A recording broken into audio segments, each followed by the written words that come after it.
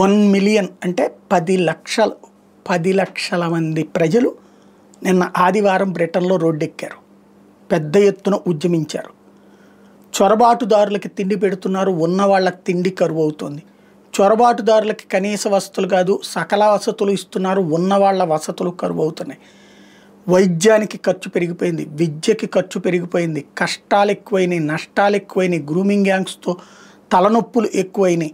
పట్టించుకోనటువంటి ప్రభుత్వపు తీరుతో ఆర్థిక వ్యవస్థ కుదేలైపోయింది. వాటన్నిటి రక్షణ కావాలంటూ ఇప్పుడున్న ప్రభుత్వం గద్దె దిగాలంటూ కీర్ స్టార్మర్ ప్రభుత్వానికి వ్యతిరేకంగా 3 కోట్ల మంది ఆల్రెడీ సంతకాలు చేస్తున్నారు. దాంతోపాటు ప్రతి ఆదివారం భారీ ఉద్యమాలు చేస్తున్నారు. ఈ ఆదివారం బ్రిటన్ జెండాలు పట్టుకున్న వాళ్ళ మీద కేసులు పెడుతుండేటప్పటికీ కడుపు రగిలినటువంటి బ్రిటన్ పౌరులు 10 లక్షల జెండాలు చేత పట్టుకుని నిరసనకు దిగారు. ఏం చేయాలో అర్థం కాక తల పట్టుకోవడం కీర్ స్టార్మర్ ప్రభుత్వం వంతవుతోంది.